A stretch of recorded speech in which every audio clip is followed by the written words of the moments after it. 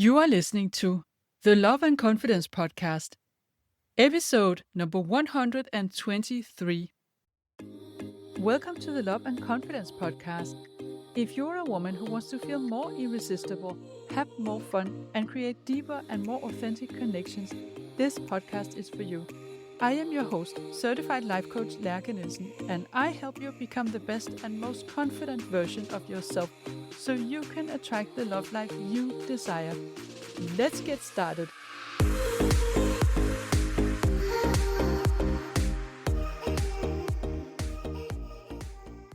Hey there.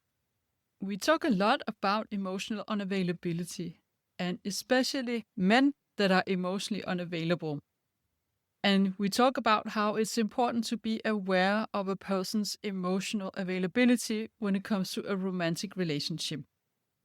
And I think there's a tendency to the tone becoming a bit critical and negative towards emotionally unavailable people, and especially men.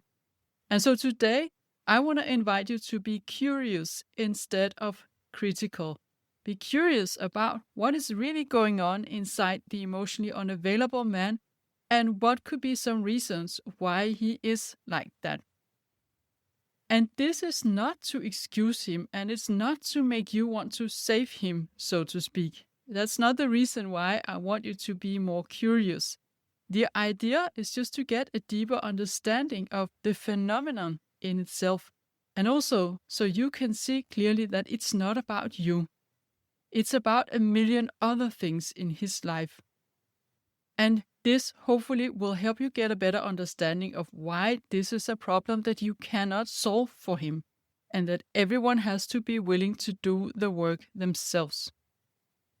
So, if you are already in a relationship with someone and you realize that they are emotionally unavailable or they have a certain degree of emotional unavailability, you notice that they shut down or they distance themselves, then you will also benefit from having a deeper understanding of what it is and how you can navigate inside this relationship. So, what does it really mean when someone is emotionally unavailable? It basically means that they struggle with emotional intimacy, they struggle with closeness and being vulnerable, or with relating to someone else's emotions, and potentially having someone who relies on them emotionally and expect some level of emotional commitment or consistency from them. So a man who is emotionally unavailable, he may desire a connection on some level, but he prefers to keep it light and non-committal. And the moment someone is expecting something from him on an emotional level and a more long-term basis, or if they share a lot of their emotions with him, he usually shuts down or tries to back out. And that is because it feels unsafe, it feels overwhelming, or maybe unfamiliar to him. So he often will have a protective emotional wall, whether he's conscious about it or not.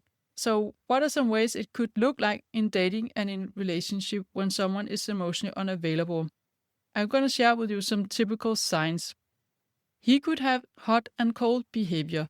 So one day he is fully into you. He's texting sweet things. He's showing affection. And then the next he's distant.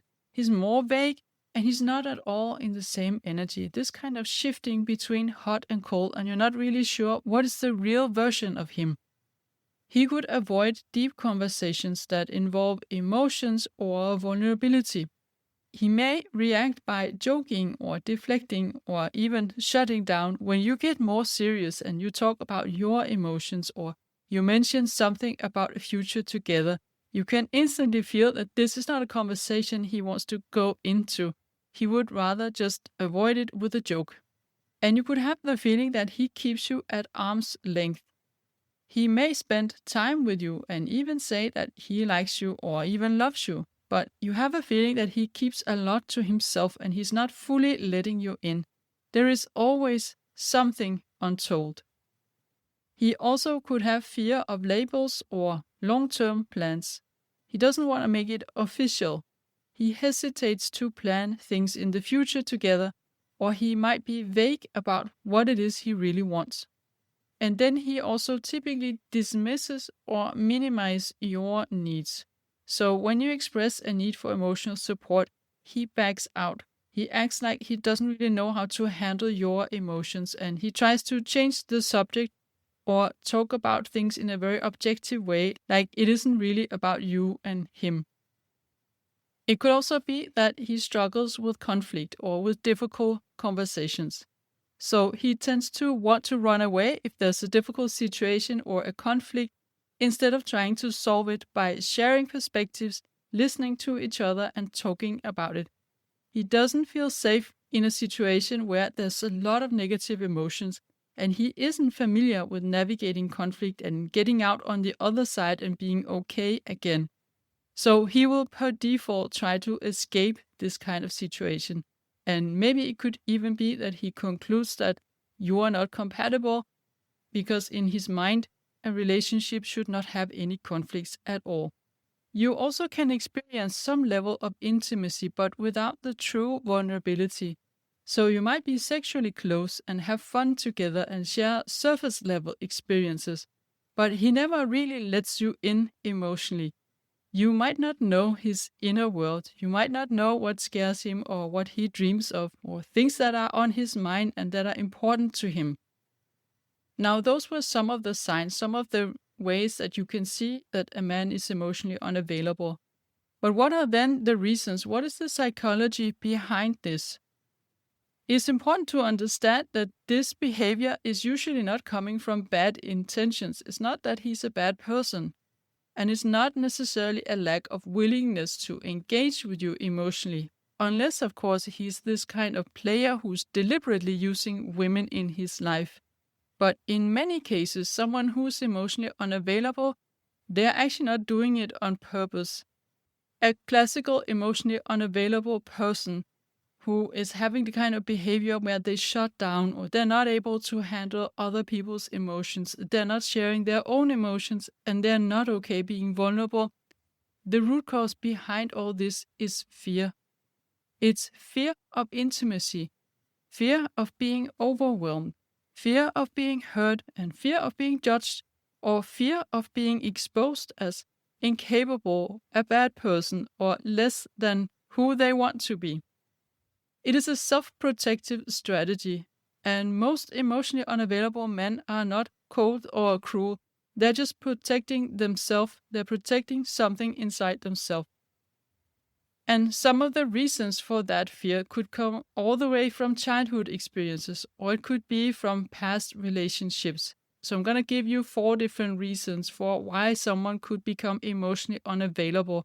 So the first one is someone who early in childhood has developed an avoidant attachment style. And this basically means that his emotional needs in the early childhood, they were just not met. And it wasn't safe for the child to have emotions. They were not received, and the child wasn't soothed when they needed that. And so this person has learned to not rely on anyone. And they also have learned to not show feelings, because that could mean rejection or even punishment. So they have very early on learned that independence equals survival. And these belief systems or patterns are ingrained in the nervous system. And this person will grow up and bring these patterns into romantic relationships in adulthood. So he might want love, but when intimacy grows, his nervous system registers that as a threat. He doesn't feel safe relying on someone, and he also doesn't feel safe with someone else relying on him. So another reason could be fear of vulnerability based on the way that men are socialized. So this is the one reason that is actually mostly valid for men, because we often talk about how women are socialized, but there's also a way that men are socialized and that is not actually serving them. And men are taught very early on to not show emotions and to believe that emotions are soft and weak, and showing vulnerability makes him weak and makes him less of a man. And some, of course, more than others. That also depends on the culture and the family patterns. But it's very typical that men are not taught to share their emotions, and they're not taught to embrace all kinds of emotions in themselves and other people. And then if he grew up in a home where there were family patterns that were reinforcing that, so that if he expressed emotions, it was received and labeled as weakness, he might have learned to just shut it all down. Vulnerability felt like a risk. And the problem here is then when we shut it all down is that we also lose the connection to our own emotions. We actually struggle with knowing what we feel if we have suppressed our emotions for many years. Then there's a third reason, which could be something that happened in his adult life, some unhealed trauma or heartbreak that happened to him in a past relationship. Past betrayal or loss or failed relationship can cause him to be emotionally protective of himself. He's afraid of investing again because he's afraid that getting attached could be potentially dangerous. He could be someone who actually has good relationship skills, but after, let's say, a really bad divorce, he now turned into emotionally unavailable, at least for some years, until he has distanced himself enough from this experience and now feels safe to be intimate with someone again. And then the last reason I'm going to mention, and it's not like those are all the reasons that exist, but just some of them. The last reason is if he was enmeshed in childhood. So if you can imagine someone who was parentified or enmeshed, which means they were obliged to take on the role as an emotional support for a parent in early life. So they were over responsible for someone else's emotions.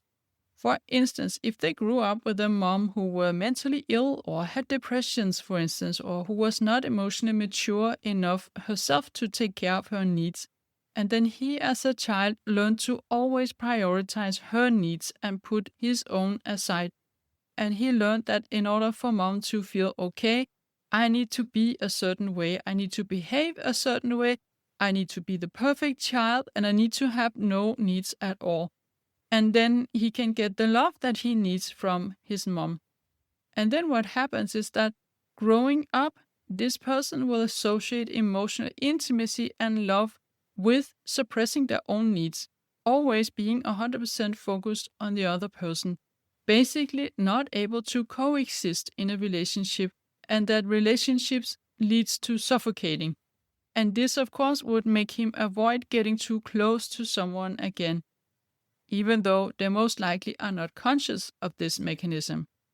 So, for all these reasons, it's a common thing that when we learn that it's not safe to express our emotions, and our emotions are not welcome, or there isn't space for our emotions, and we should put them aside, we should suppress them, whether this is due to socialization or upbringing or emotional neglect in childhood or traumatic past relationship experiences, what happens is, as I mentioned before, we struggle to even feel our emotions. We struggle to name them and identify them and understand why we have them, and we struggle to process them.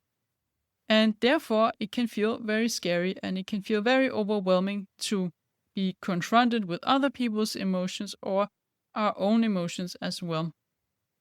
So, just to sum up the whole situation here about emotional unavailability, it is in many cases a self-protective strategy that is based on fear and where emotions feel unsafe or unwelcome.